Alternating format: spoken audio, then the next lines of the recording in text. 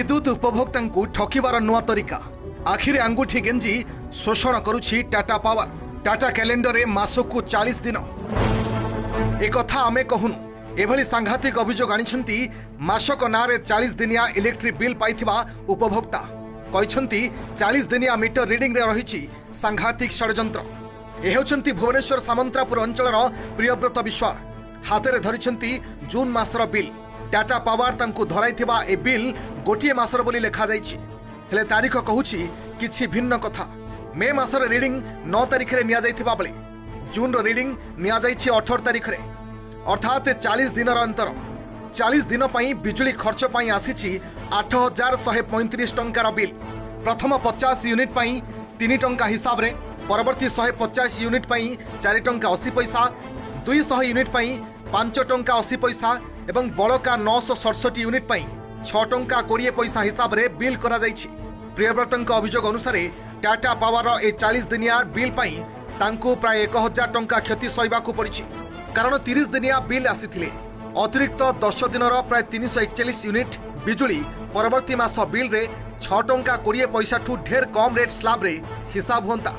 केवल प्रियव्रत नुहंती सामंतरापुर अंचलर अधिकांश उपभोक्ता ए चक्रांतर शिकार होइथिबा अभियोग आसीछि। गला मासरे मोर बिल मीटर रीडिंग निया 9 तारिख मे 9 तारिख रीडिंग निया ए मासरे नियाला रीडिंग 18 तारिख जून 18 तो 40 दिन बिल आसला 30 दिन बदल एवं जो आप 40 दिन हिसाब कले मु हायर स्लाब पड़े आसना मोर बिलटा तो next month more lower slab आसो आप केमती एडजस्ट करेंगे तापर से किसी जवाब देना। हाँ गोटे गोटे मानने सुंदर उपाय कंज्यूमर स्मार्ट मीटर कहीकि स्मार्ट वे ठकुंट बिल लिखी 1 मंथ जून मास लिखी प्लस 1 मंथ भी लिखी किंतु माने एक्चुअली ड्यूरेशन देती 40 आउ जो 10 दिन देले किंतु आमको माने बिल माने बिल अमाउंट कौन पकईले हायर रेंट रे पकईले आमे लोअर रेंट रे देवा कथा। उपभोक्ता नियामक आईन कहूछि 28 रु 32 दिन भितर मीटर रीडिंग नियाजिबा कथा। पूर्व मास एवं परमास मीटर रीडिंग संग्रह तारीख रे 3 दिन एपट सेपट हेले चलिबो हेले ताठु अधिक हेले एहा उपभोक्ता आईन रो संपूर्ण उल्लंघन। टाटा पावर भली डिस्कम कंपनी एथिपाई दंडित हेबा सहित उपभोक्ता क्षतिपूरण देवा आवश्यक बोली मत रखिछंती विद्युत उपभोक्ता संघ एवं शक्ति समीक्षक।